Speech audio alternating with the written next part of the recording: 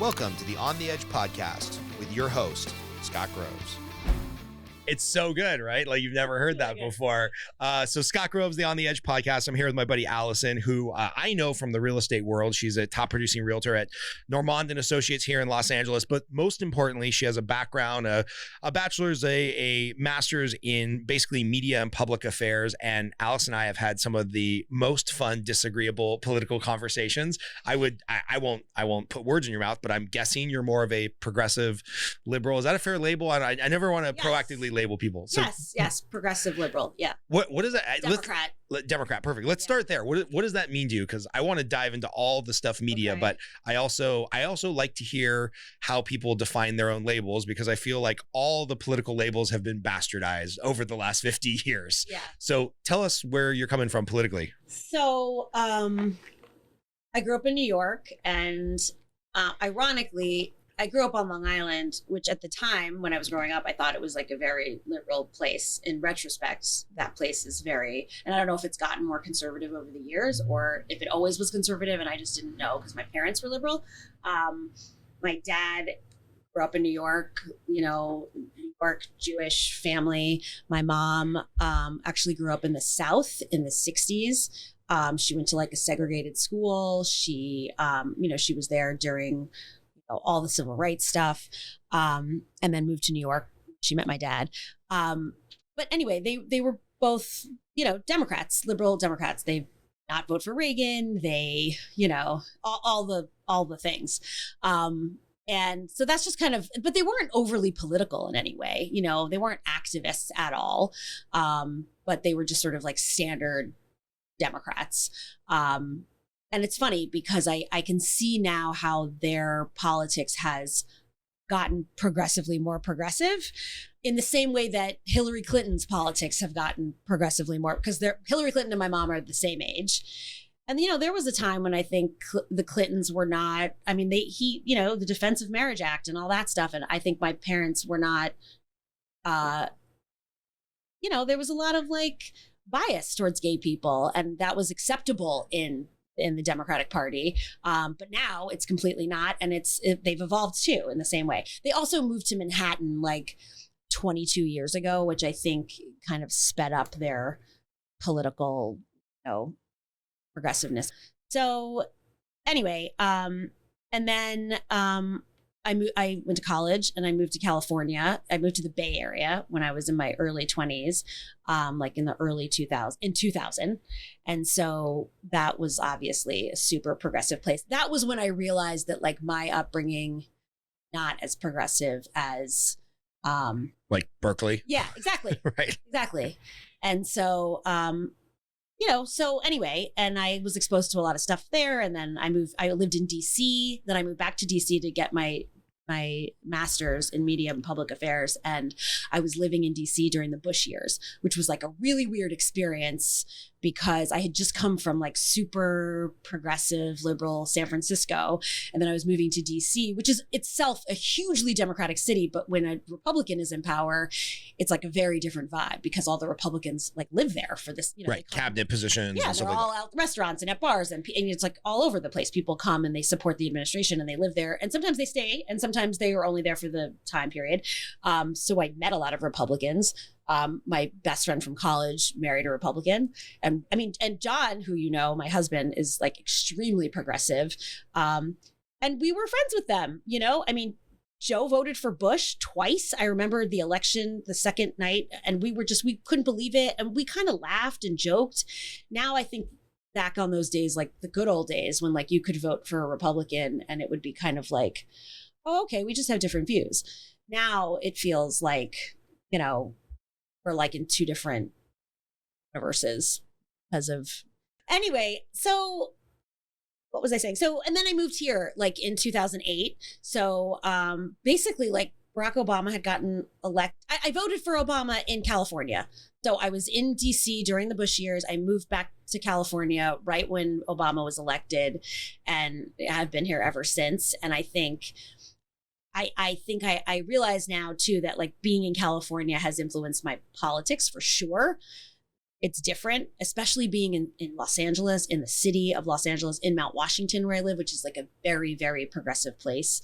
I'm not exposed to people who have differing views. I think growing up, I went to school with lots of kids lots of kids whose parents were Republicans. And still even now, those people are Republicans, people I went to high school with, even though they're New York and all of that. But here it's like, you're the only sort of Republican that I know. I'm the only non-progressive that you know. I mean, still, I probably have cut a lot of those people out of my life, sadly, after the Trump years. I have a cousin who's really conservative, and it's been hard on social media with her, but you know. And, you know, I want to go back to your parents because I think that's interesting. I'm guessing your parents growing up 70s, 80s, you know, Democrats, that's kind of what Republicans would now call back and hearken to, like, oh, the good old days when there was blue dog Republicans and like we could kind of get along and we could kind of find some common ground on whatever, immigration or putting warning labels on CDs was like a Tipper Gore and I think the Republican governor. It was about money. It was about taxes. So like both my uncles are Republicans, you know, they have a lot of money. My one uncle has a lot of money. And so being a Republican was like in his best interest. Right. And it made sense. He doesn't want to have high taxes. And there were other things. I mean, I remember getting into debates with him about abortion, you know, because I would say, how could you be a Republican? And you know, basically his feeling was like, I don't think about that because if someone in my family needs to have an abortion, I'll deal with it. I'll take care of it if it's illegal. It's not, you know, almost like people who have money can kind of create their own reality. But also just about, I don't know. I mean, I think so much has gotten, and I don't think Democrats are immune to this, but I think so much has become about, you know, culture wars and cultural and values, right? And so that is what is tearing the country apart. And the reason why that's happening, I think, is because we have become separate people. Basically, we live here on the coast. We have a booming economy. We have, you know, people who have money, people who have resources, their jobs. There's, you know, like a government that's kind of like looking out for people, most part. And then there are people who live in, you know, wherever in a small town and somewhere rural where they may not even have Wi-Fi, let alone a job or access to college or money for, you know, anything. And so they're like, and we're progressing, right? People at the coast and in the big cities are progressing. We're getting, you know, we've got people like Elon Musk and we're driving electric cars and we're doing all this crazy technology stuff. And then there are people who are like, it's almost like they're living in a third world country in comparison to us.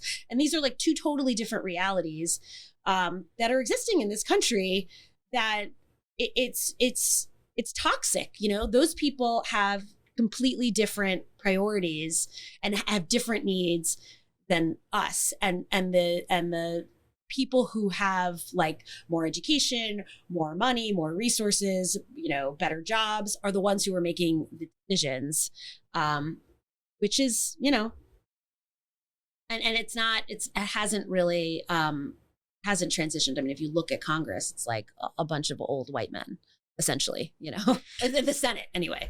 Do you feel, because I feel like we're starting to see this more and more in LA, where it's the tale of two cities, where, you know, you and I work in an industry where we see the people that are still making, you know, big bucks, over $250,000 a year. They can afford a quote unquote starter home that's $1 million. You know, that I feel like that's one half of LA. And then the other half of LA is either, you know, representative by our booming homelessness population, or, you know, those people that work in the service industry the last year that are just scraping to stay alive. You know, it's like, you know, part of me is like, what is $1,400 in stimulus going to do? And then part of me is like, no, there's half of LA that really needs $1,400 to buy groceries. If you're not, I mean, if you're an immigrant and you don't have legal status, you're not even getting that $1,400. So it's not, I mean, you know, this is another problem, which is that we have an immigration problem in this country where we're not like, there's like a whole shadow like population who are like living in the shadows because, their kids can't really go to college because they are not entitled to scholarships and I think some California universities do that, but there's just all these things that they can't access because they're not officially citizens but they don't know another country because they've never been into another country. And the thing that's so crazy to me is that this is the story of America. I mean, right? Like my ancestors came over here from Eastern Europe, whatever, 1800s, had nothing, lived in a tenement with God knows how many people, probably getting typhoid or whatever, I don't know. Right. And now we're here. And part of that is because we have white skin and that has made our ability to assimilate into American society much easier and with much less discrimination, even being Jewish or being an immigrant or whatever. I think that's another part of discussion, which is that we're at like a pivot right now in our society where immigrants and people of color are actually in a place where they're more equal than they've ever been, right? Because at any point in history, we're like the most progressive we've ever been, essentially. Like we're more progressive now than we were 10 years ago, even just because, right? So, and that is, I think that is stirring up a lot of, a lot of racism in this country for people who, people who do not recognize that like having white skin has afforded them a certain level of privilege, because I think there's this misconception that, well, my family was poor and I pulled myself up by my bootstraps and I started here and now I own a company and now I own a house and I can do this for my kids. Well, why were you able to do that? It's not just because you worked really hard and you achieved the American dream. It's because you're white and you didn't face the same kind of discrimination that someone who's Mexican and an immigrant or someone who's Black in this country has to suffer. And because of that, you're able to create institutional wealth, family wealth that you can pass on. And if you have that for like 2-3 generations, that's a privilege that most people of color don't have. And that just gets compounded, right? It's like my grandparents did fairly well and they left money to my parents who will leave money to me, and I'll leave money to my parents, and I own a house and that money will go to my kids, and so on and so on and so on, right? But if you're in a position where you haven't had access to that, right? Because of racist real estate laws, redlining, all kinds of shit, right? That we could get into all of that stuff. You've never had the opportunity to access that. So it's not like people who are poor in this country start off on the same foot. I think that is like the biggest misconception. And honestly, I don't know how we get past it. I mean, more people have to understand like what is that the discrimination towards like non-white immigrants and Black people in this country and indigenous people is like, it's embedded in every institution. It's embedded in education. It's embedded in infrastructure. It's embedded in housing. It's embedded in, higher education, like everything, healthcare, So I want to go back to a couple things you said and kind of balance two thoughts: the idea of the privilege and minorities in general having an unfair start. And I kind of want to balance two thoughts, because one is absolutely, if you were a Hispanic or Black family in Berkeley or Santa Monica or pick a community where you were kept out of buying a house in the community in the 60s, 70s, 50s, it's like you missed out on 20, 30, 40 years of massive wealth appreciation. So that is a real thing, and that has lasting generational effects. And I'm wondering if you can see the other side of the coin, where there's probably some Hispanics or Black youth that are like, hey, that's really condescending for you to say, like, I can't make my own way and make my own wealth. It's like, I'm trying to balance both those thoughts of like, yeah, there's some historical shit that really gave some people I'm not not saying that they can't make it. Of course they can. We all can. You know, this is America. If there's a place to make it, this is the place. This is the only place. But to act like those things don't influence people's ability to accumulate and, you know, accumulate place in society and wealth and all of that. And just like it's this misconception that like, you know, everybody, like, this is America and, you know, everybody has the same chance and we don't see color and we don't, you know, everybody's equal is bullshit. It's not, we're not equal. You know, we don't treat people equally. We don't look at the criminal justice system. We don't treat people equally, you know, like people who have money and can afford really expensive lawyers get off. And people who don't go to jail because they can't even go to trial because they'll never win. And then they're, you know, they do plea bargains to, you know, whatever. So, and then that all of those things, all of those small things that people sometimes like attach to individuals. Oh, well, that's just an anecdote. But these things compound and they influence communities, like whole communities, which then influence all the institutions in those communities and all the people and all the generations. So I just think, like, you know, we have to acknowledge that we can't, you know, there are ways to remedy this, I think, that are probably far too progressive for most Americans to think about. But I think the first step is like just acknowledging it, just acknowledging that, like, yes, I have been dealt a more fair hand because of the color of my skin and because of whatever X, Y, and Z, all the things. I'm straight, you know, I like whatever. I'm not disabled.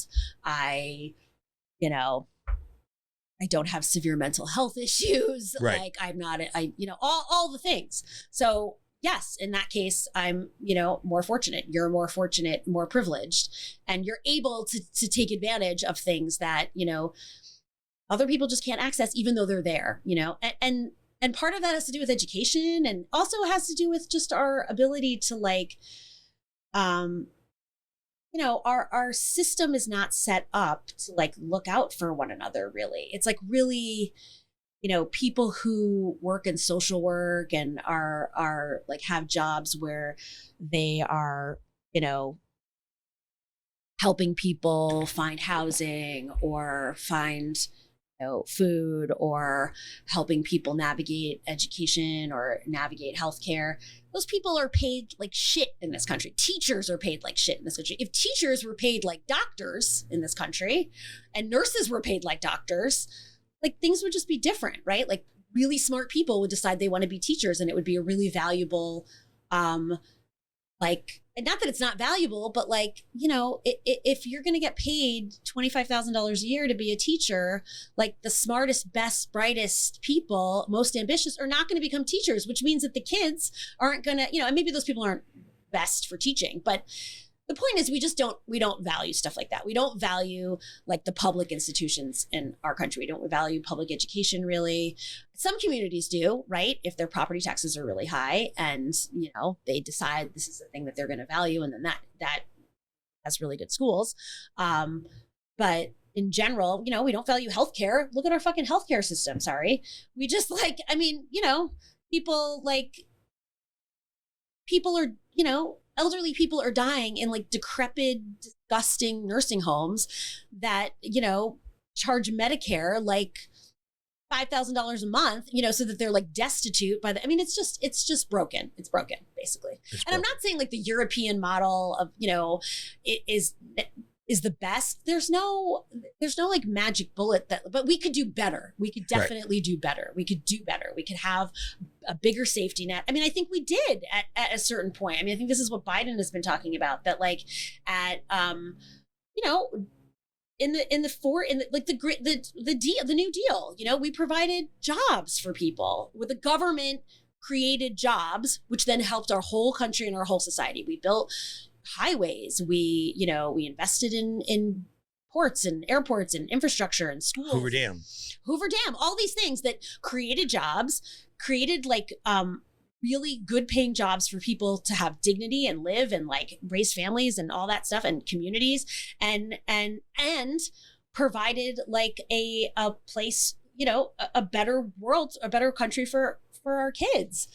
mean, I don't know if you heard Biden's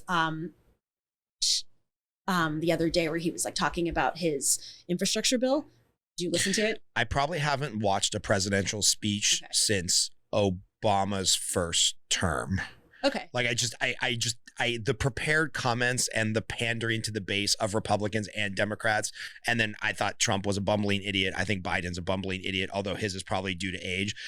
It's almost impossible for me to watch like a full president. I'll try to watch the State of the Union. I was listening to it in the car, I think, actually. But yeah. But it was amazing. I mean, look, after 4 years of Trump, anything's amazing. Like my dog would be amazing. But he was saying, like, essentially he's trying to defend his infrastructure plan, right? Which Republicans have balked and said, this isn't real. Infrastructure is roads and bridges and ports, and that's it, nothing else. And he's saying, you know, infrastructure is roads. We think of it like that because that is what it has historically been. But we are at a precipice in time and technology where things like Wi-Fi should be considered infrastructure, and things like the electrical grid should be considered infrastructure. And I mean, there's a couple of things that take it a little further, like healthcare systems, like our aging baby boomer population that are in a pickle, right? Like we're in the sandwich generation. So you and I, like our parents are getting older and our kids are young.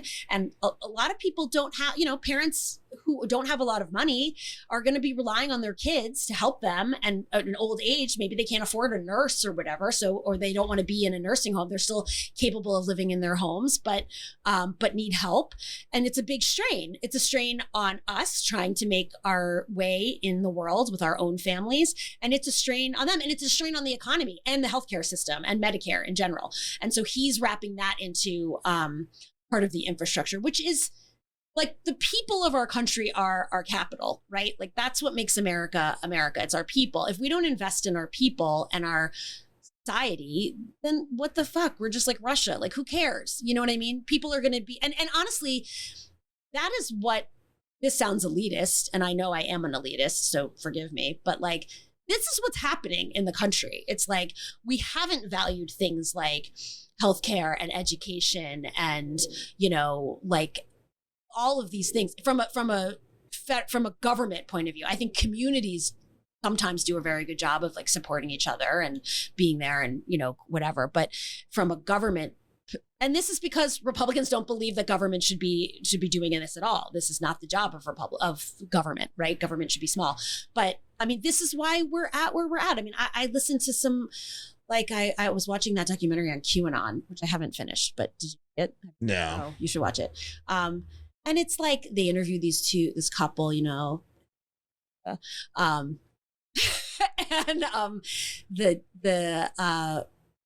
they both voted for Obama twice.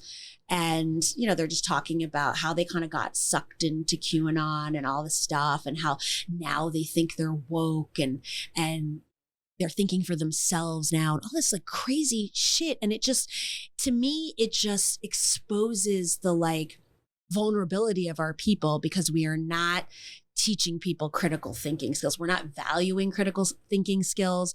We're not providing people with like dignified ways of, we have no economy in this country for people who like don't go to college, don't have a trained like, you know, skill like a welder or a pipe fitter or whatever. People who just, you know, just graduate from high school and like coast and don't have any kind of, you know, real life, like whatever working skill. We don't do anything for those people. And then, you know, we have social media and, you know, YouTube and all this garbage that like influences people. And then people become vulnerable. Their brains become vulnerable. And that is kind of, I think, part of what has happened. And it's been happening for like 50 years, or it's been happening for like 30 years. But we've just kind of, people like us, people like me who live where I live, and like, I think I do have critical thinking skills and have opportunities. I don't think about that. because it doesn't affect my life. Right. But that's a huge millions, hundreds of millions of Americans. Are you a fan of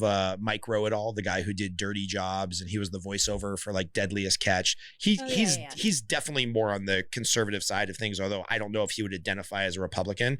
And he's a really big proponent of like, hey, there's a huge cross section of Americans that would be better off identifying their senior year of high school that they need to go to trade school, mechanic school for heavy operating equipment, welding school. And he always is posting on his Facebook. He's like, here's the tens of thousands of jobs that are unfulfilled that are like between an $80,000 and $120,000 job.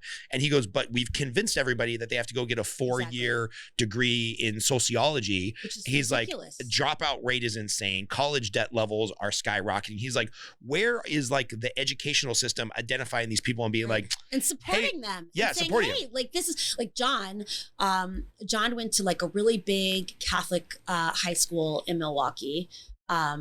He had gone to like a French immersion school before that, and then decided to go to high school at this big Catholic high school. That was he said he always calls it was called a comprehensive high school, and there were kids in it who like went to.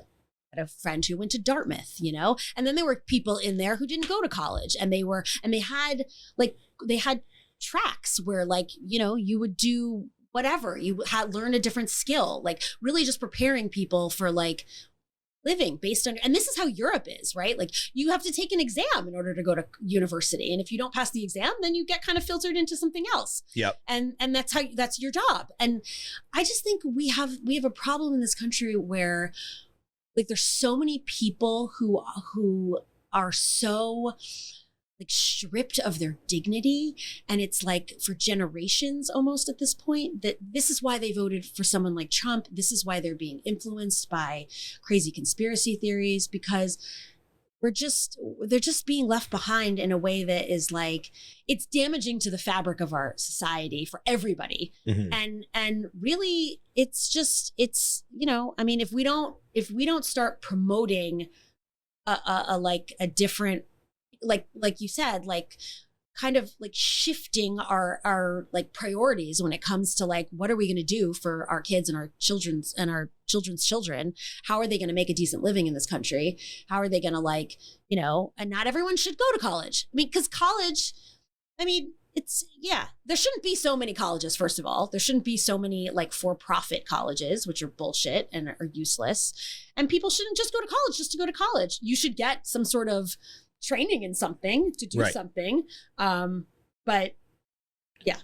This might shock you because you, myself, and Elizabeth Warren probably agree on something, which will be shocking to you. But when Elizabeth Warren was railing about student loan debt and whatnot, and you know, my first knee-jerk reaction is definitely libertarian, more on the conservative side, is like, well, you know, students should be able to declare bankruptcy on their student loans. I'm like, no, fuck that. If you signed on the line which is dotted, you owe that debt, da-da-da. But then when I thought about it a little bit deeper, I was like, well, wait a minute.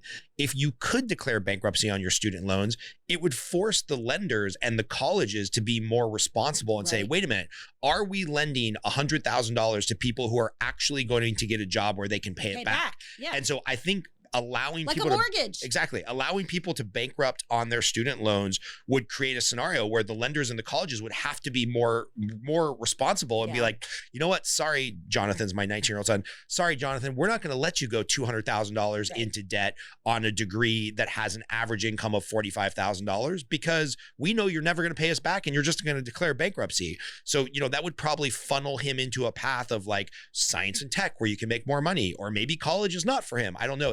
Although the problem with that is that there are a lot of good people who want to give back and want to work, you know, in social work or in education, and those jobs just don't pay enough, and that's the problem. Like I have a friend from college who wanted to be a doctor.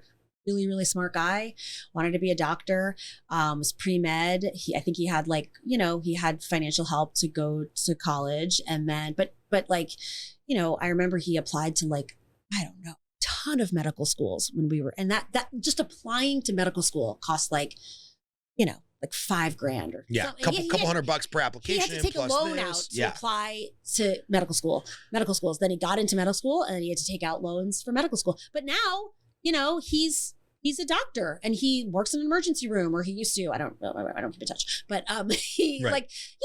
he's doing something that he's passionate about and that he was always probably meant to do. And it's unfortunate that he had all this debt. So I don't know. It's tricky, but there should be like some way of evaluating. I mean, we do it for mortgages all the time. So, right. And maybe it's not credit score, but maybe it's, I don't know, maybe it's some kind of not aptitude test, but some kind of something like, right. If you're going to go to college, you should, and it, like whatever they have in Europe, like they have the, in England, they have the like A exams or whatever they're called. Right. I don't know, and if you don't do well on them, you don't go to university, you do something else.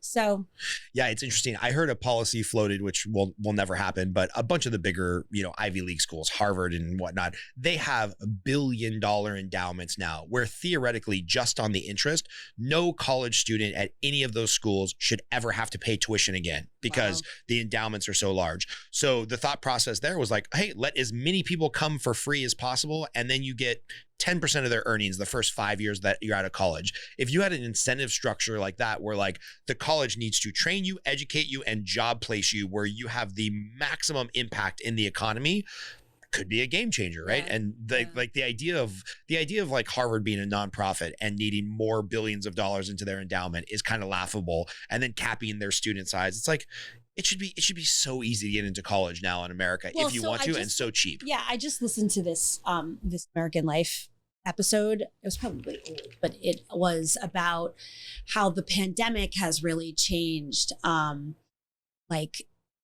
has changed applying for colleges. First of all, like you said, like your son, like a lot of people are just not doing it. They're like, I'm not going to pay all this money and like sit in my bedroom that I grew up in on the fucking internet and do college and pay whatever, how much. It's ridiculous. Ridiculous. Yeah. My son was supposed to go to University of Pittsburgh, all in with everything. It was going to be $40,000 a year. And he called me and he's like, do I really want to take garbage Zoom classes for $40,000 a year? No. Yeah. So they're either taking a year off, and a lot of those people are finding that like maybe they're happy. Maybe they don't want to go to college now after all.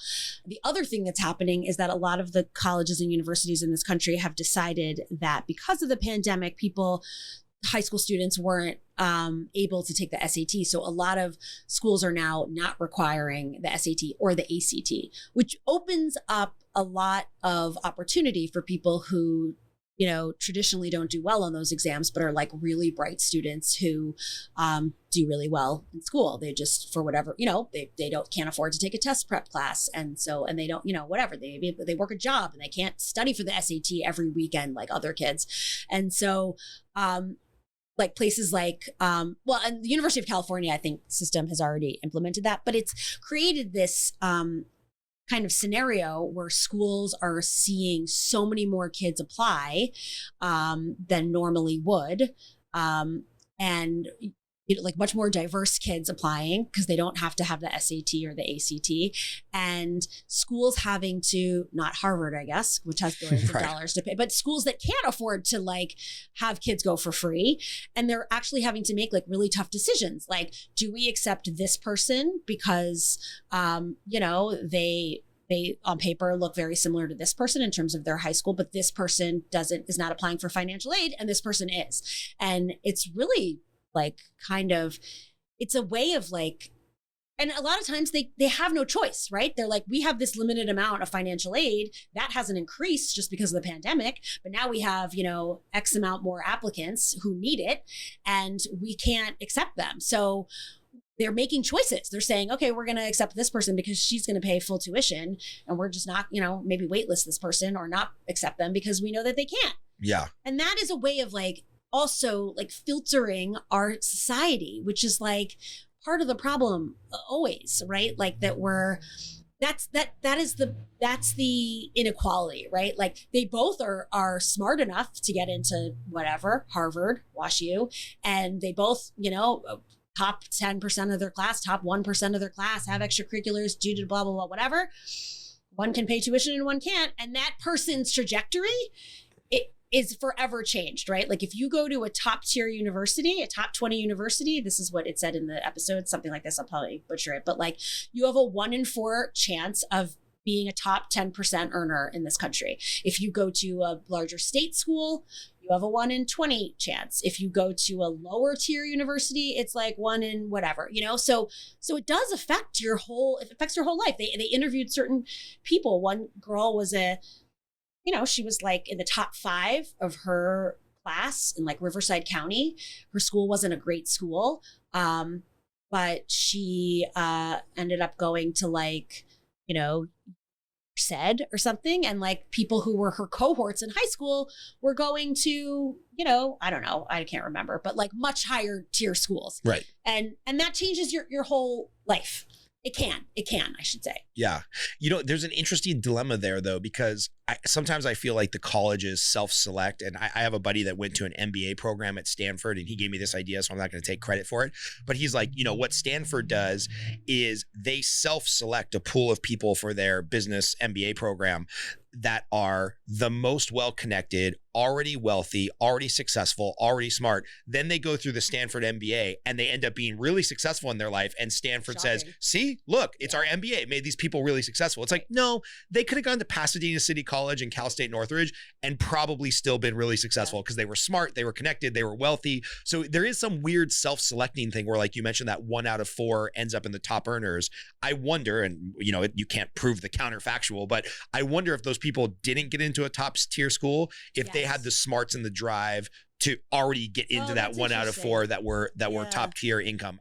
I don't know. Interesting to find out. I don't know. I don't know how you would do that study, but it's so a much dilemma. About going to college. I feel like going to like an elite university is about connections. Totally. Like it's about meeting people who come from families who own businesses, who have connections in politics and have connections in the business world and know people. And, I can't tell you how many people I know from college who are super successful, who have networked with other people from my college in order to successful. And then they have met other people from other similar colleges that, just by like living in New York in their early 20s and working in some corporate blah, blah, blah. Yeah. I didn't really, I'm a real estate agent, but that's fine.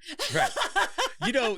Let's talk about that, because you bring this up a lot. When I very first met you, and it's funny, we were talking earlier about your kids are 10 years old now. I think we met when you were pregnant with twins. Even pregnant. Oh, you weren't even pregnant yet. So we met before you were pregnant with twins.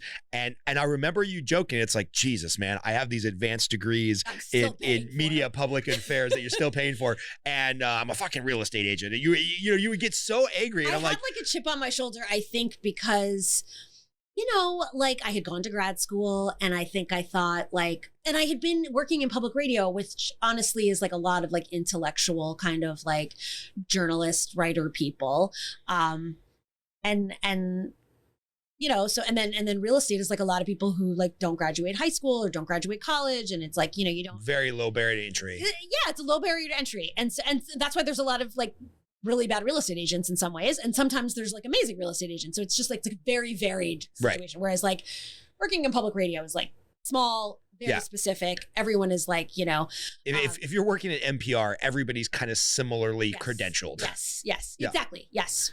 Yeah. Right. So, and I was sort of at the beginning mourning that career because I had really wanted to make it work, and I just couldn't make it work. It was like 2008, NPR like basically laid off like, tons of people because they were losing money like crazy. They had lost a lot of money in the stock market, and they were like ending 2 of their shows that were being recorded out of the NPR West in Culver City.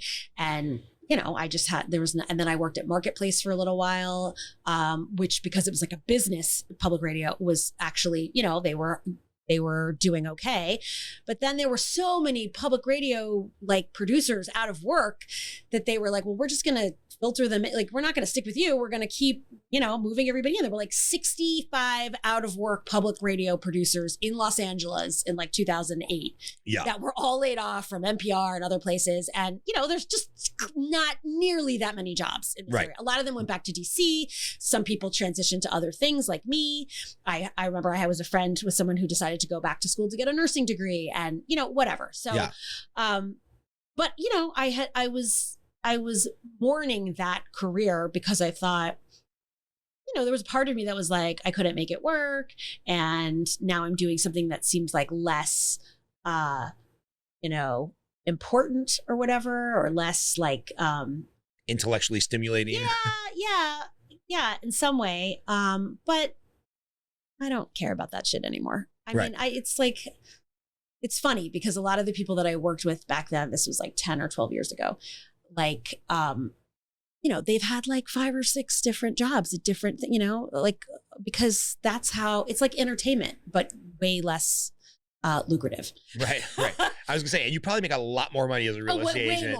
Way more. Yeah. Providing better for your family. Yeah. And I always joke, I'm like, in the loan officer world where I come from, in the real estate world, nobody grows up being like, I want to be a loan officer or I want to be the best realtor in Culver City. It's like, I kind of feel like all loan officers and all realtors failed at something else first or got, shuffled out of a career. And then they're like, well, I'll go into real estate or loans because like you can help people, you can make a lot of money, I can kind of make my own schedule. And then certain people thrive. And as you and I know, certain people die on the vine and they never really make it. But it's so funny because every realtor I ever talked to, I'm like, hey, what'd you do in your real life before you did real estate? And they're everybody had something. I was in the entertainment industry. I was a musician. Yeah. I was a producer. I did costumes. I did whatever. Yeah. Yeah, that's really funny.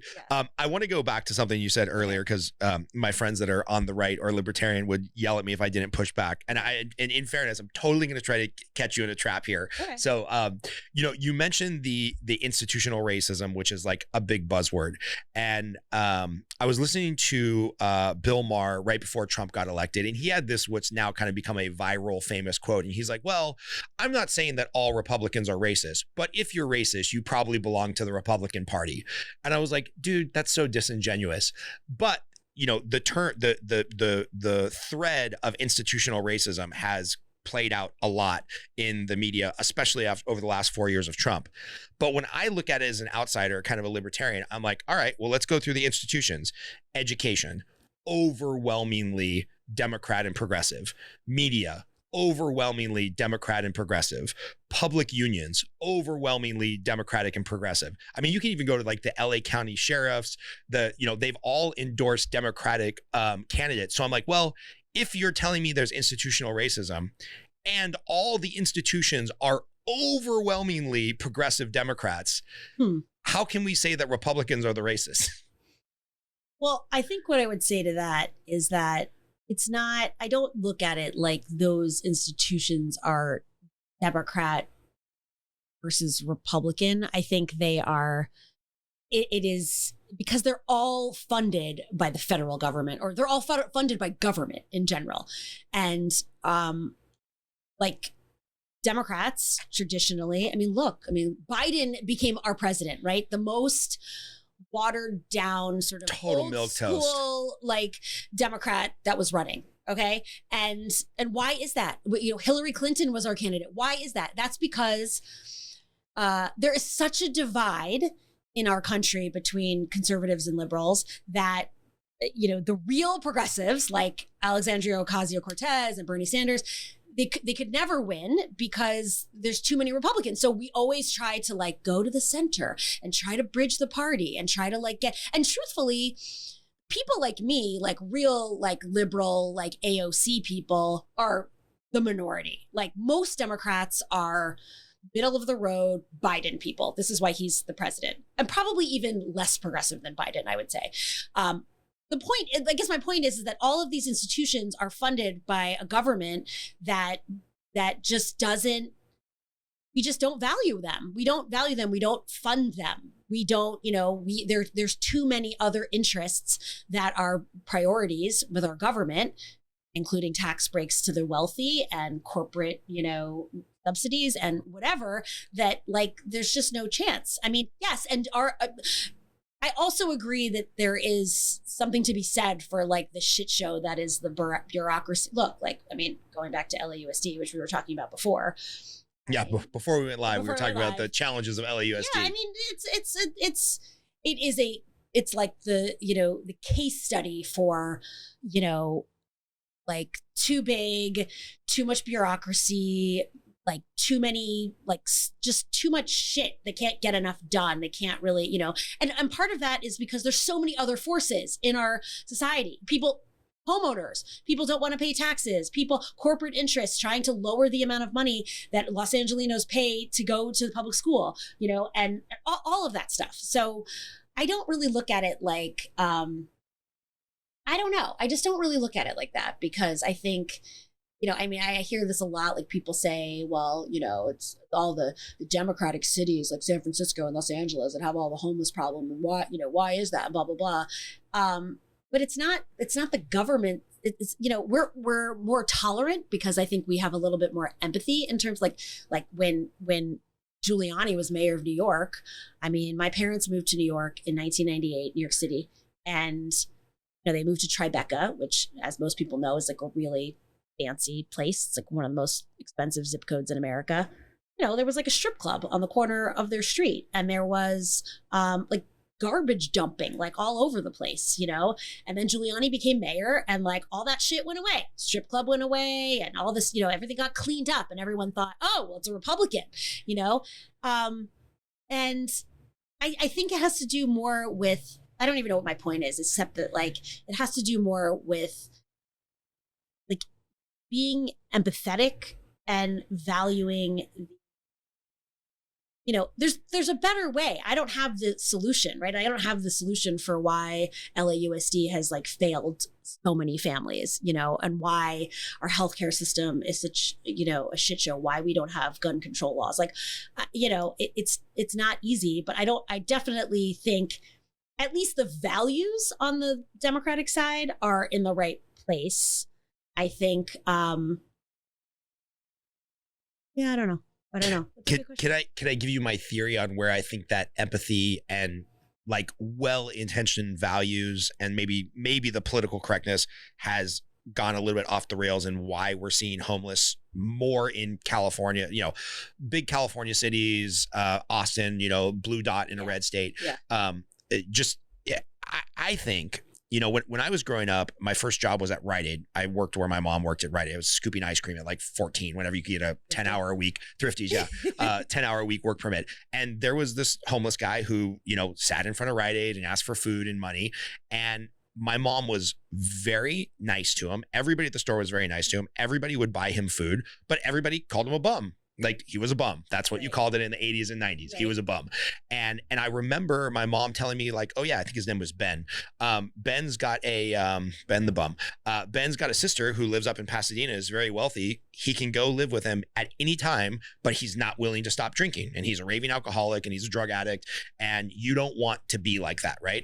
And people weren't disrespectful of him. And my mom would bring him leftover food every time she, you know, came back from lunch. My mom probably was making $8 an hour back then or something.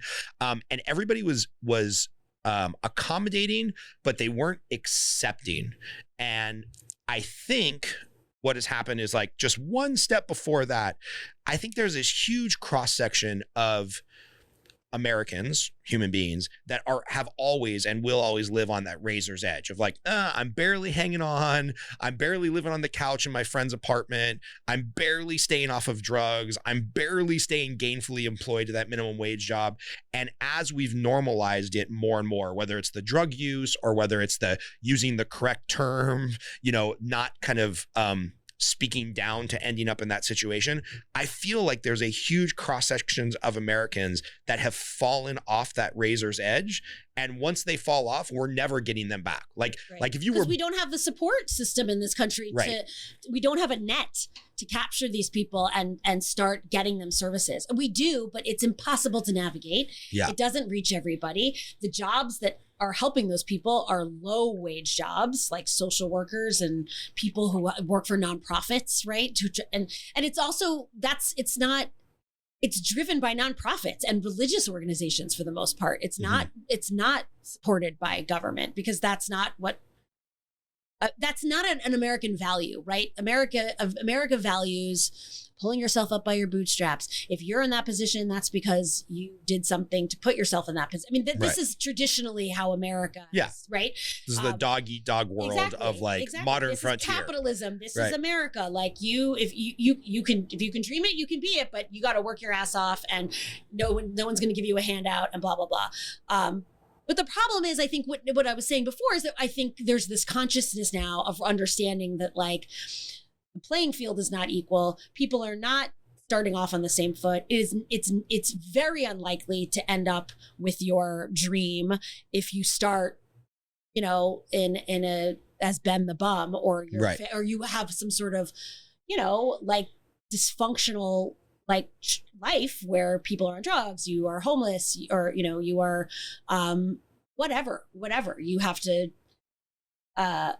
I don't know. You're not employed. I mean, these are things that like are just really difficult to overcome. They're not impossible. We see it all the time. And that's the thing. It's like people talk about these anecdotes. Well, look at this person, and they started out like this and now they're like this. Yes. Yeah. Okay. That's great. That is the American story. But the vast majority, are going to end up in jail or end up dead or addicted to drugs or, without a house or without any support, because we don't have that support. The nation doesn't have that support.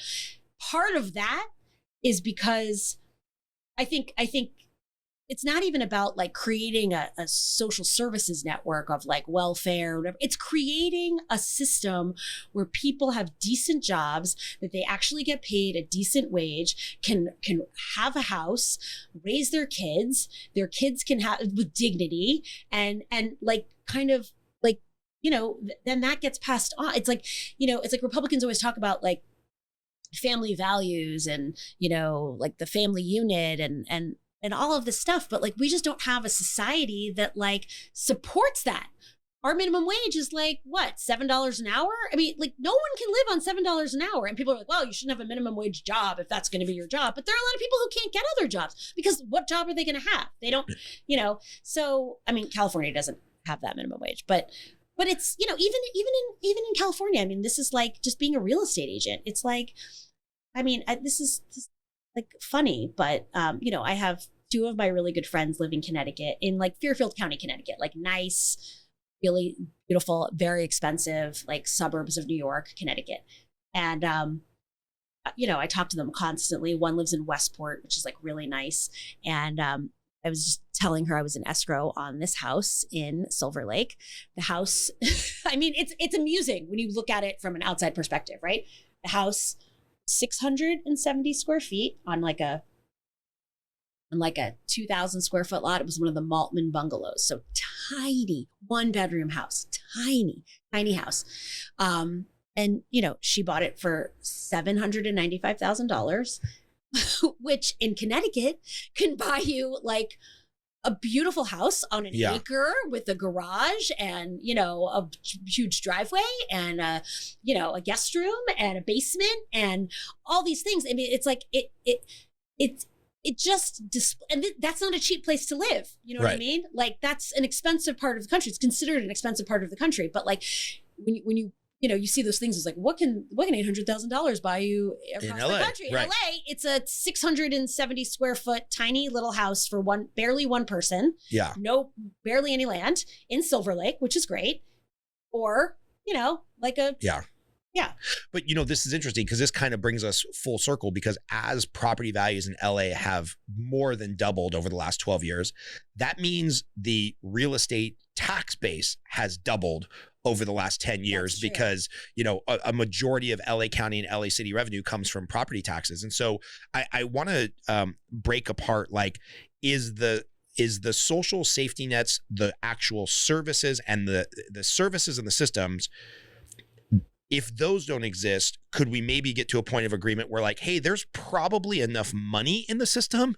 It's just being horribly mismanaged by the bureaucracy. I kind of feel like. Yeah. I mean, and it's also being mismanaged because of how unequal it is, right? The money, like the people who pay the high property taxes live in the wealthier areas and they don't need it as much as the people who live in the lower economic areas that like don't have as higher property taxes. I mean, the fact that our education system is based on property taxes, period, and like a lot, is a problem, right? Because it just creates a completely unequal system where like if you live in a low income area, then none of your services are going to be good because no one's paying a lot of taxes. Yeah. It just shouldn't be like that. Like if everything was sort of equal, I mean, look, this is like, oh, she's a socialist. And I'm not. I mean, I'm not a socialist. I think that criticism is, I do think that and I also think about this in the sense, I'm like pivoting now, but like, when we talk about like the immigrants that are coming from Central America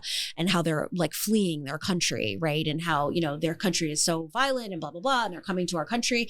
It's like, if we could just think about ways to support those countries and encourage those countries to take care of their people and to, for more human rights and deal with their, with their whatever's going on there, violence, organized crime, whatever, then that in turn would help our immigration problem, right? Like it's like diplomacy in a way. Like you have to, and this is what America has always been about, right? Like we're always about like, and people think, oh, it's like sticking our noses in other people's business, but it's a national security issue. Like we stick our noses in other people's business to protect our own security and our own people and to like manage our society. And this is the same with like our own institutions. Like we need to invest in things that are like the long-term, like corrections, not just like throw money, I mean, I just think, like throw a tax cut, give out the money for this. We have to start from the inside out. We have to like rethink how we're funding institutions. We have to rethink healthcare. Why are people so fucking broke because they're sick? Like, that's not normal. Like that doesn't happen in other countries. I mean, that's one of the main reasons why things are so unequal in this country, right? Because people don't have healthcare. They get sick, they're totally fucked. They're in debt for the rest of their life, and then they die, and then their families are in debt. So these are things that like, if we could tackle and solve, or at least get better, they would in turn like change. We'd have probably less homeless people, right? If we had a better healthcare system, if we had a better education system, we would have we could build more houses. We could, whatever, train people to do, if we could get more jobs in this country. I feel sometimes despondent because we're so 4 years of Trump and we're just so far, and it's not like we didn't make any progress with Obama. We did, but it really was not enough. And it wasn't nearly enough. And I don't think we did enough to like really tackle the things that we needed to tackle 12 years ago. And now we're, 15 years later. And like, we haven't even talked about like the climate and the planet. I mean, we have to make radical changes now is what I think in order to make up for the time that we haven't done shit. So, and the thing is other countries are doing it, right? Like China's doing it. China's investing in like electric cars and new technology and all this stuff because they see that that's the way it's the future is. Yeah, but China's also like by far the biggest net polluter in the planet. Like when I talk to people about environmental issues, I'm like, hey, I'm with you. I 100% want my kids to inherit a better planet than we have right now. And what I always want to ask people, they're like, we've got to do this, we've got to do this, we've got to do this. I'm like, all right, let me ask you this. At some point in 2030, 2035, 2040, if China is still spewing a gajillion tons of shit into the atmosphere, is it worth going to war for? Well, here's the thing. We have to make it so that, because China's really, and all these countries now are they're capitalist, right? They're much more capitalist than they were before. We have to make it economically like disadvantageous for them to be polluting. And we have to lead that effort, and other countries have to lead that effort, because that's the thing that changes the world, right? Like when, if solar energy becomes an alternative that's cheaper and more efficient, well, then that's the market telling you that that's better and we should abandon these other things, or we should slowly move. And that's what we need to do with once we set that example, we're not setting the example right now. We're giving coal companies like giant subsidies to like keep going and for fracking, whatever. I don't know what I'm talking about, but you know, thank you for being honest there. Buzzwords, yes, more buzzwords. But that's, I mean, and that is how, I mean, that's how the real estate market works too, right? We have no inventory right now. And so the prices are totally bonkers. People are paying ridiculous amounts of money for, you know, ridiculous shit, you know, and we've been through this before. We did this before. It's just a lot more expensive now. A lot more expensive. And what's interesting is it's not fake demand where you can get a loan with zero down and just have a pulse. It's like the people that are buying now are putting real down payments. They are actually really invested in the market. So I don't, you know, it's not the same, whereas like we're going to have the same type of bubble downturn. No. Because people have real skin in the game this time. So it's like, it's kind of weird. But I read the stat the other day, and I mentioned it in one of the podcasts the other day. This will probably blow your mind if you really let it sink in. Of all the US dollars in circulation, 40% of them were printed in the last 18 months. Is that because of like population or because no, that's because of the stimulus and then the this and the that. And it's like, it's, you know, and, you know, depending whether you're a Keynesian or, you know, you're more of a Austrian school of business, you will violently agree or disagree with this, but the government's basically just trying to inflate our way out of the problem and stimulate things. And we could argue all day long whether that's a good thing or not. What are the consequences of that? Inflation, right? Because now the houses are worth a lot more money if you have 40% more dollars in the economy. Right. And then I read some other stat that I haven't had a chance to fact check, that more money has gone into the stock market the last year than had gone in the previous 12 years. Because if you get your $1,400 stimulus check, which wasn't means tested by any matter, and you're making $100,000 a year, you're like, oh, I'll just put it in the stock market. I'll just buy more Robinhood, you know, app stock gambling. And it's crazy to me, because to me, I feel like if you could have put Jeff Bezos in front of the stimulus, we probably could have accomplished more with half the money, you know, because when they say, well, we're just going to send everybody under this dollar amount a $1,400 check. It's like, well, I know a lot of people that are retired, their house is paid off, they're on a pension from the LAUS school district and Social Security. So technically they made under whatever the number was, $74,000, $84,000 a year, but they didn't really need the money. I would have rather seen that money go to somebody who was like a $12 an hour restaurant worker that hasn't had a job for 4 months. And I'm like, can't we just put some smart people in charge of this shit? This is the problem. The problem is so complex. And what I've really learned, and I don't know if it's because I'm older now, and like overly educated to some degree, and after Trump was president, and I mean, you know, just the sort of totally unqualified people that were working in the White House with really just like no, not even like experience, but like really any interest in like actually trying to figure these things out from like any kind of economic like perspective or like, yes, that's what we need. We need like we need to incentivize the brilliant minds of this country to go into, and we used to do that, right? To go into public service, to go into government. But we don't do that because we just, it's a joke. People think it's a joke. Going into Congress is a joke. Working for the government is a joke. It's like a way to get a pension. It's not, Yeah. And so the wealthy people, the people who are with the dreamers and all the whatever, like Jeff Bezos and Elon Musk. And these are people who are like, fuck that. I'm going to try to go to space on my own. I have enough money. I'm going to go, I'm Bill Gates. I'm going to donate money to this research because this thing in the world, I mean, you think about the billions and billions and billions of dollars that some of these people have, these Americans who live in this country, who are the richest people in the world. Think about, just half of their money, what it could do to like change everything, change the planet, change the country, change lives. It's just, and I'm not saying that like they don't deserve to be wealthy people. This is a capitalist country, and I believe in that. People should not, we shouldn't have a country like it's social, like communism, where everyone is just like working and gets the same amount and, whatever. That's not, I wouldn't be in real estate if I thought that way. Right.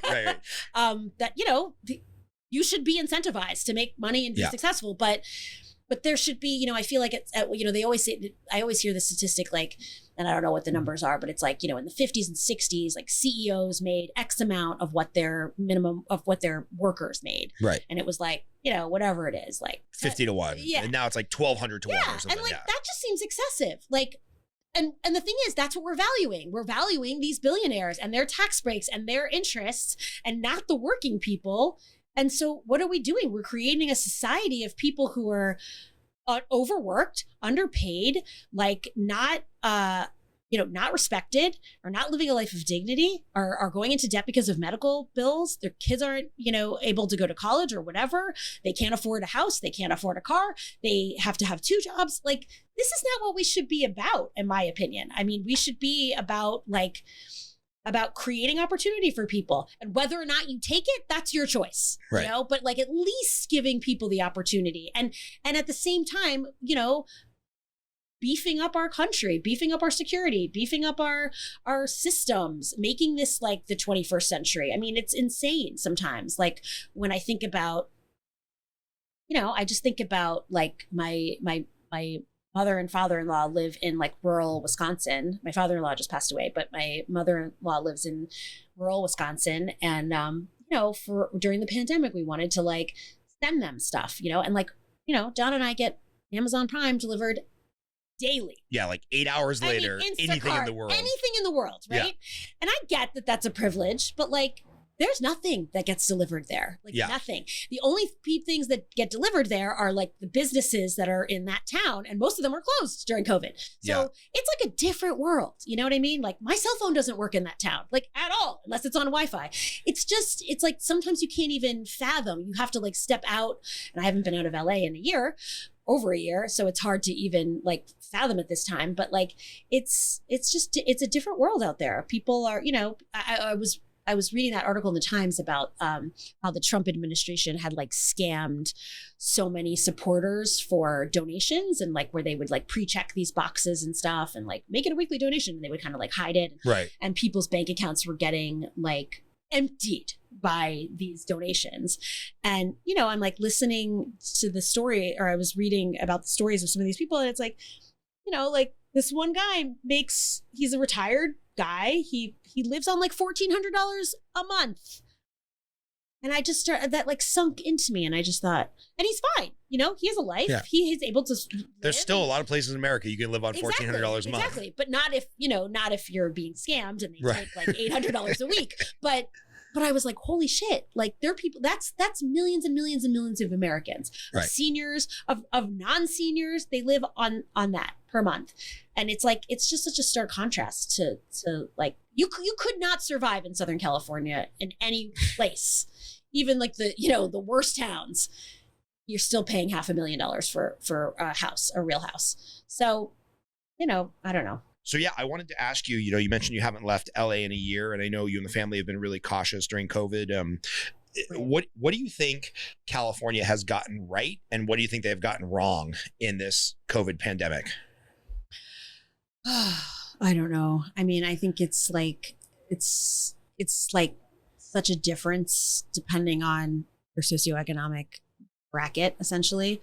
Like, I walk around Mount Washington like every day, I'm always hiking around Mount Washington, and I talk to neighbors every day, and it's like everyone's vaccinated. Everyone's in the middle of being vaccinated, has an appointment set up. But that's because we're in a privileged place where most people work from home.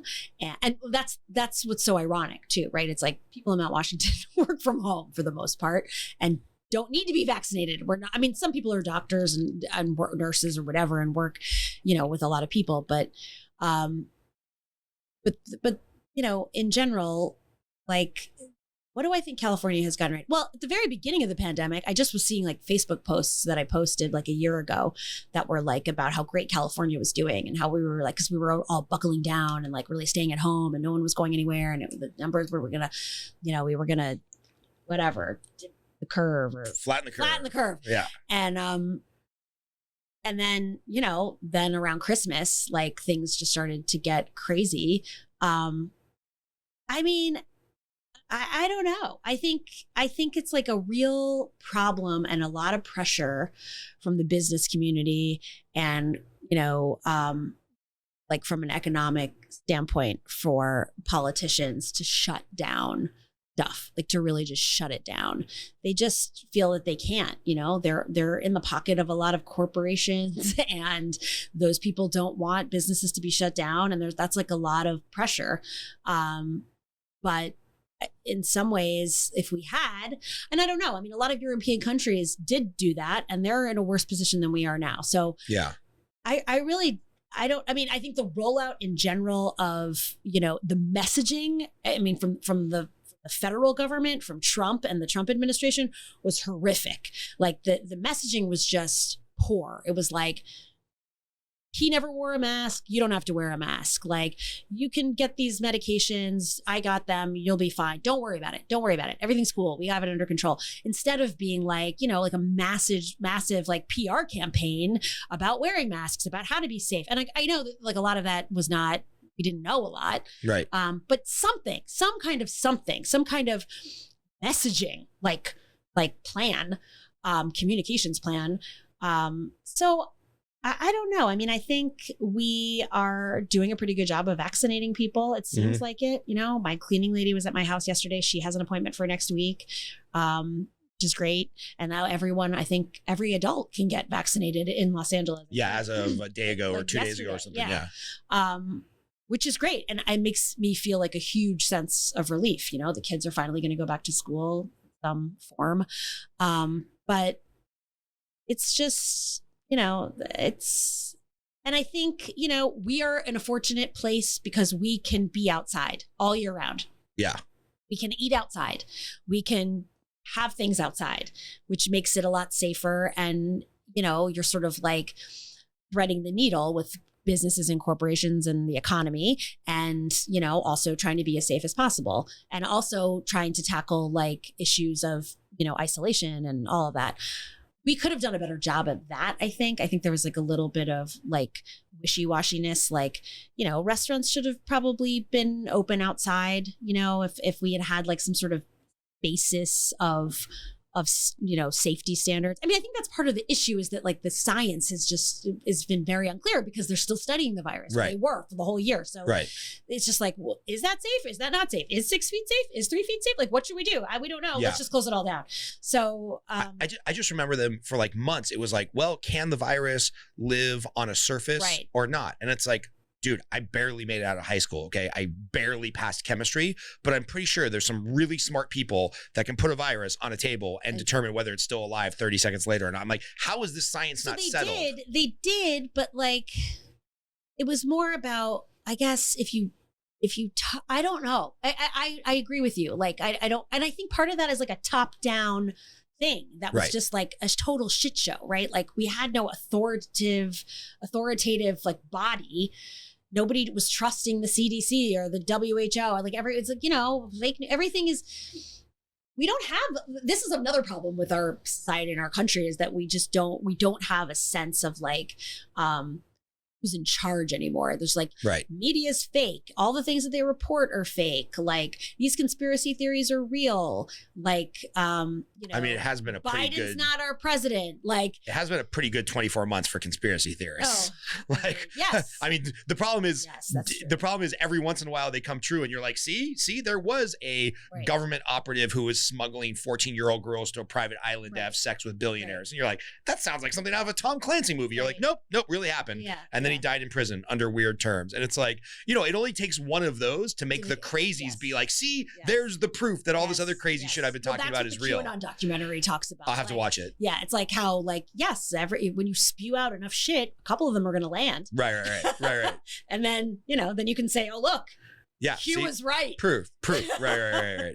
Yeah, it's a weird time, but how have you been dealing, just on a personal level? Like, your kids are in a very developmental stage, and I was talking to a mutual friend of ours who I won't use their name because they might be embarrassed, and they're like, yeah, my 9 or 10-year-old who's in 4th or 5th grade, they're back to school 2 days a week, and he had like a legit 2-hour mental breakdown, just crying and saying, mommy, it's so easy.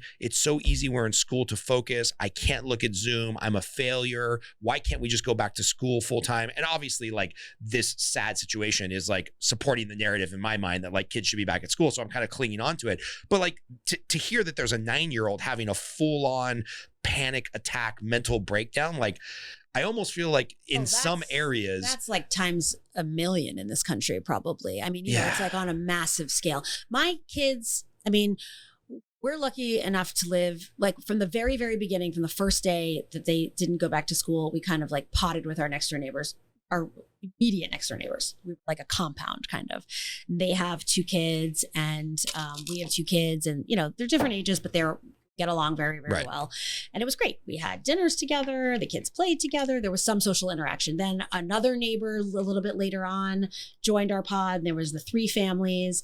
And then we had like a college kid who lived up the hill from us who was sort of like the camp counselor for the summer and like would take them on hikes around Mount Washington and take them to the park and whatever, take them to his house and like play Legos. And awesome. So they had some kind of social interaction, not the same. I mean, my daughter is, like a mature 4th grader. My son is like an immature 4th grader. Yeah, it's all boys. So yeah, so he was fine hanging out with 2nd graders. She has a lot of very close girlfriends that she hasn't seen at all, really. A little bit, but nothing. And that has been, she had emotional breakdown the other night, just hysterical. They had a play date with a friend who's in their pod. Came over and like hung out and they were playing, and then he left, and it was just like, she just like lost it. She just, I think she just hadn't socialized in so long. And, there's just so many feelings, and you're going through that time where you're just like trying to figure out who you are, and you want to know other kids, and you show off a little bit, and there's just so many emotions. And I mean, and that's them, and they're pretty stable, Yeah, I mean, and pretty well off that like parents can work from home. You guys are engaged. We've been paying for a tutor basically for like this pod. They are doing enrichment activities. They're doing their Zoom. They're actually, we're making sure that they're doing their work for the most part, like as much as we can. Yeah. We're trying to like, do the best we can do.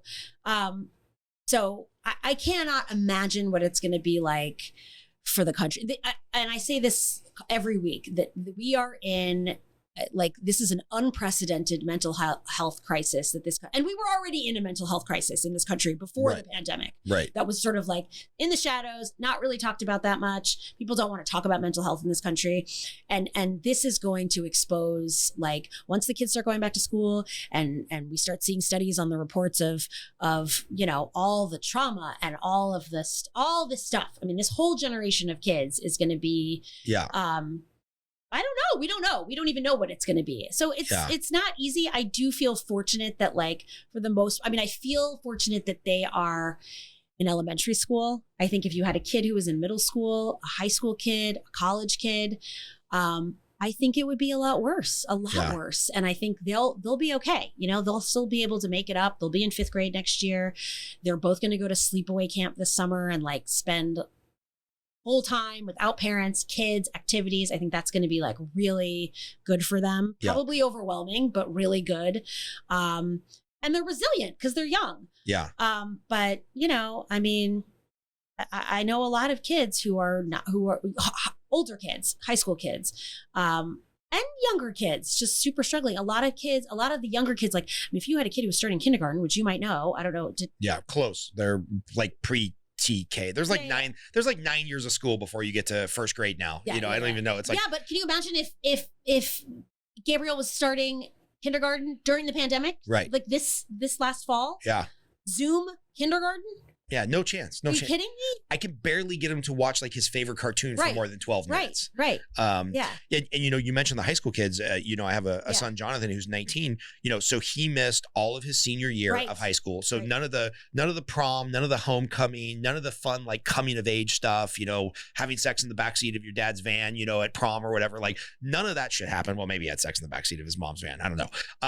But probably not because of COVID. Probably not. Yeah, exactly. So like all of that stuff's gone. And so I'm really worried that, to your point, those 11th, 12th graders, you're going to have a generation of people that are maybe in a good spot because they have me as a dad or you as a mom who just, there's like a little bit of a failure to launch because they lost that momentum of like high school to college to job. Yes. Although Jonathan's working his ass off at like a Whole Foods type grocery store. So I'm very proud of him. And then, let's say the people that aren't as well off, Shaquille O'Neal was talking the other day and he got a lot of flack for this because was he's like, hey, we're letting down minority students. Like a million was, he was pulling from some study, 1 million Black students have just disappeared off of Zoom. They're not on and Zoom. they're probably like, they're just displaced. They're probably not coming back to school. And so he was talking, you know, and I thought it was pretty bold of him to step up. He's like, hey, in 10 years, when we can't figure out why there's whole lost generation of kids, this is the reason, because, you know, we've just. And so this is an epic task that we need smart people thinking about this, getting ready to do studies on this, getting ready to do multi-decade long studies on this, figuring out what are the best solutions. I mean, we need smart people to like, you know, to I don't know. I mean, I don't have the answers. I don't know what it's going to take. I feel like Biden at least understands that is what's happening. That is, you know, and has like the forethought to like, you know, try to do whatever he can do in his power to like, you know, whatever. I don't know. Try to figure out what to do. Well, we're going to need to invest in mental health is really what we're going to do. The whole country needs to invest in mental health for kids, adults. We need to provide jobs. So many people are out of jobs. Like all of this is about like the whole fabric of our society. Like, because it's like a war, right? It's like when you think about where we're, you know, your grandfather in World War II went overseas and came back, or Vietnam, went overseas to Vietnam, came back and was like traumatized for like, that's what this is. It's like a wartime kind of, you know, post-war, post-COVID, you know, thing. So. And at least soldiers signed up for it. They had some training. They kind of knew what to expect. Some of them were drafted. Yeah. Our 12-year-olds, 10-year-olds, 9-year-olds, and 18-year-olds, they didn't know what they were signing up for. And the teachers and the nurses and the doctors. And, you know, I mean, this is like, these are frontline people who, you know, are forever affected and are, you know, and it's that it is what it is. It's not like, it's not a war, right? This is not something that, I mean, could we have done a better job of trying to prevent it? Absolutely. Were there scientists and smart people who have been predicting this for a long time? Yes, 100%. But, you know, sometimes bad things happen in modern society. Yeah, exactly. Well, what I do appreciate, and, you know, even though I would probably disagree with a lot of the buzzwords you brought up, what I do appreciate about progressives is that they are much better as a political group of identifying problems, right?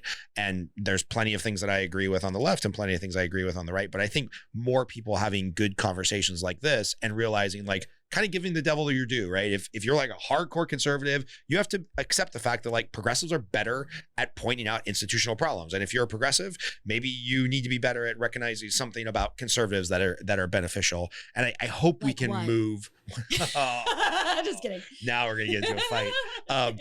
But I hope that we can move to a little bit more of a center ground where there's at least better conversation, because it's been very ugly for 10 years. It's been very ugly. I see that. I mean, on the Facebook stuff, people, you know, and a lot of people in your social network are very conservative, and, you know, and it's the other thing I think that has made a huge influence on this sort of divide is like the divide in where people get their media, right? Like, you know, John's watching MSNBC as we speak. I'm going to get in my 24/7. Turn it on SiriusXM. I mean, 24/7. And for me to say that I am not influenced by that is total bullshit. Right. I am totally brainwashed by it, 100%. And I admit that. And I try to look at it critically. Like, I'll watch Rachel Maddow at night and try to be like, oh, you know, what? She's so biased. You know, like I just try to, but I, you know, of course, like anybody, you want to have like, you know, confirmation. I have confirmation bias. Wait, no, is that the term? Yeah, that's correct. Yeah. But it's when one side seems to try to cover, when one side is lying and telling things that are not true, and the other side is telling like true things, but in a biased way. I mean, look, it's not perfect. I mean, if we could go back to the days of Walter Cronkite, maybe we would all be in a better place. I think we're way past that now, and I just don't think it's possible. Genie's out of the bottle. It's out of the bottle. And a lot of countries have had media like this for a long time, conservative media and liberal media. But the problem is we've been living under this, like, you know, just lies, like this lie that Donald Trump won the election, that it was a fraud. Like, that's just a straight up lie. Yeah. He didn't win. There wasn't widespread fraud, and hundreds of millions of Americans just believe it. And so, like, somehow this is why I think the greatest challenge is going to be like the public relations and like communications, like, you know, industry or whatever, in trying to like get the messages out about truth, about science, about, you know, these things, the difference between, and not in a biased way. Like conservatives need to get, this is what the Lincoln Project is doing, right? They're like, this is the truth. They're not telling you the truth. And, you know, I mean, they're becoming like 100%, but they started out being more like, we're going to stand up for the truth because there's nothing about republicanism that says we should be liars. Right. So I don't know. That's another challenge that I don't see that. One of the things that one of the things that I think is the best way that I can think to like sort of solve a lot of these societal issues and, you know, divides is to have like when we used to have a draft in this country, right? Like even when my dad was younger, you know, he had to try to avoid the draft to Vietnam, but he joined the Army Reserves and he had to go to boot camp in wherever, Georgia. And, you know, you're with all kinds of people of all different places. And you know this, you're just thrown in with them, people from all different, you know, places, backgrounds, colors, what religions, and you're all doing the same thing because you're in the Army.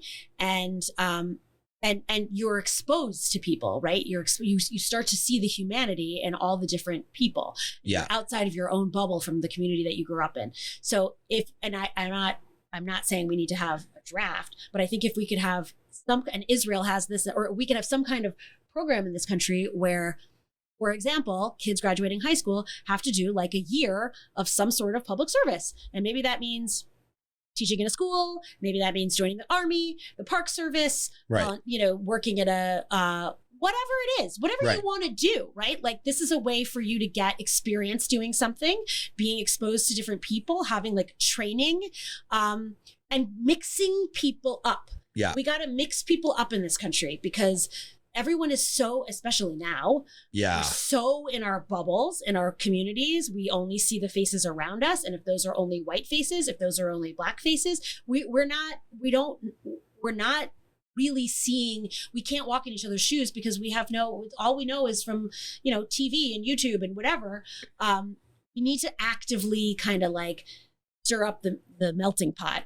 And that's the only thing I can see. And I don't know, you know, I think it would be beneficial in so many ways, right? Like you could have training programs, you could have, you could help communities, you could, you know, it would encourage public service, people to go into public service as like an actual career, like in a positive way. They would get paid, right? Like this would be a paid thing. And then you decide after that if you want to go to college.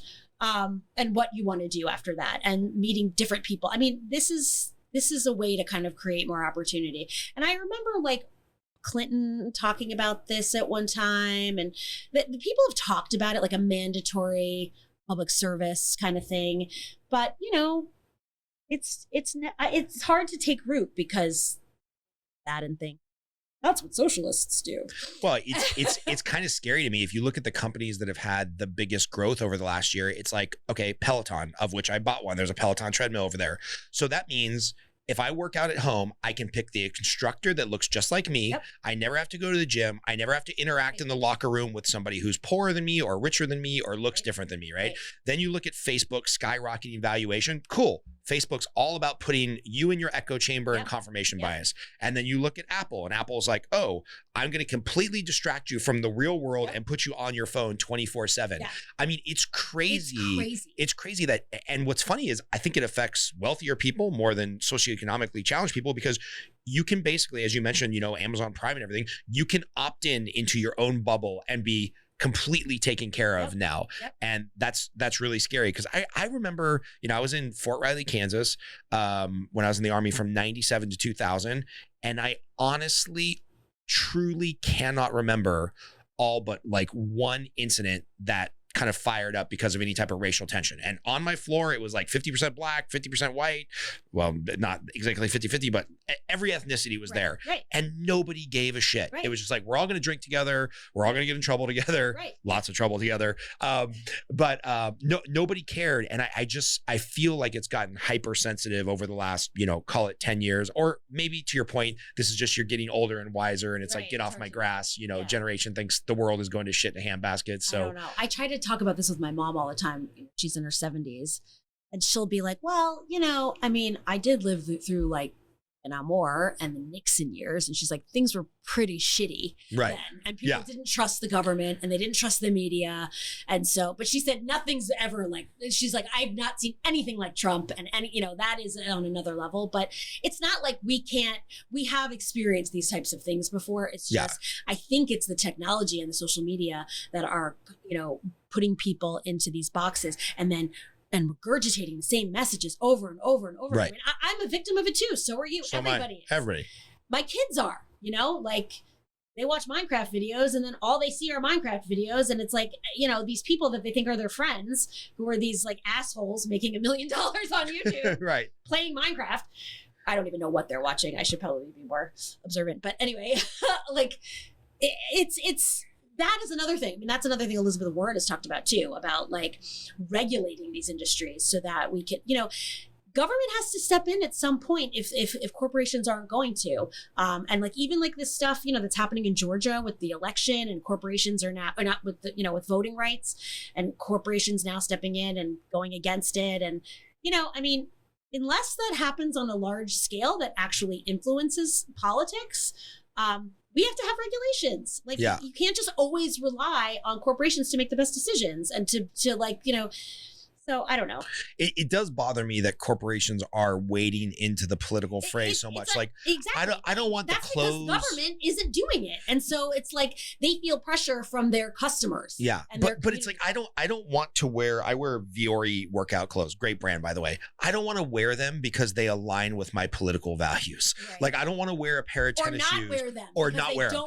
I've got 80 pairs of Nikes over there. I don't want to have to burn them because they don't align with my political values. I cannot tell you how many. I'm on a lot of like moms Facebook groups and there's a lot of like brands that kind of like are popular among the Northeast LA mom set. Right. And there's been a lot of lately like certain people calling out brands for doing X, Y, and Z or saying that they're sustainable and that they're not sustainable. And, maybe we should cancel, a lot of like canceling of things. Right. That really affect people's businesses, like hardcore affect their businesses. Yeah.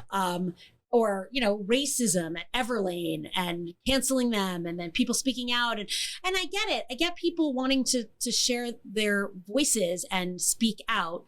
But no one's fucking perfect. And like people, these are opportunities for people to do better, not to like throw them under the bus and like crush and destroy their lives. Yeah. I say that about certain things. Some people are assholes and probably deserve to be canceled because they're never going to change. And that's, whatever. But we are getting into a weird space in this country where it's like, everybody's a brand, everybody's preferences and, what you buy and how you live are representative of your personal brand. Right. And you're constantly having to like navigate that in terms of like other people, like as like in some sort of like performative way, like people are watching you. Well, you bought that. Oh, that means you're friends with that person's anti-vax, cancel.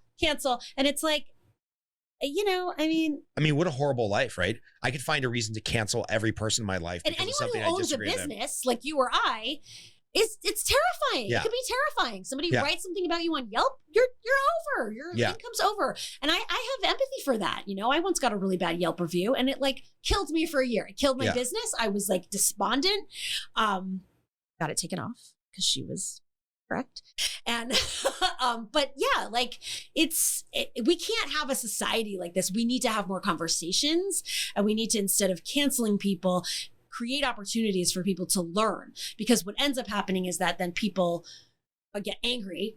I'm being canceled. And so now I'm going to go even further. I'm going to double down. Right. I'm going to find my people on the internet and my people in my community who are just like me, who hate that. And we're going to start our own thing. And that's, Yeah, censoring never works because it just moves people more and more to the fringes, right? Yeah, if you tell somebody they can't talk to the public, then they talk to their friends, and then if you tell people they can't talk to their friends, then they talk to the crazies. Yeah. And once people start talking to the crazies, it's all downhill from there. But the problem is that social media and media in general, it's hard to combat lies because they just get spread so quickly, and it's so easy.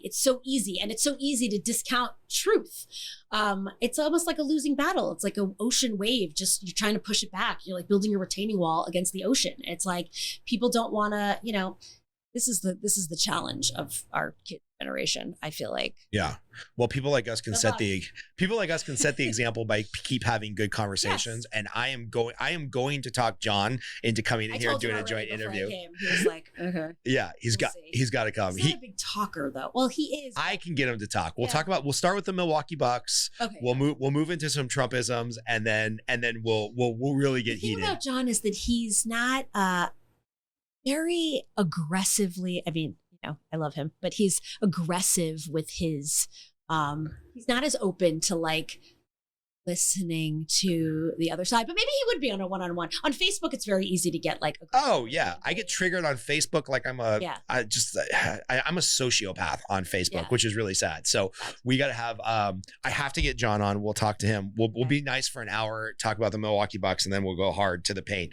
But Alison, I really appreciate you coming on. I want to have you back on because it's important. My subset of friends that will come out in person are definitely more right-leaning libertarian. So I want to hear the other side of the spectrum because it's important to understand what other people are thinking, whether we agree or disagree. And so I just want to say thanks for making the drive all the way up here. Thank you. It was fun. It actually did not take me very long. It took me 40 minutes. So. Perfect. Yes. We need more good people out in Santa Clarita Valley. You can get a lot of house up here for the money. I know.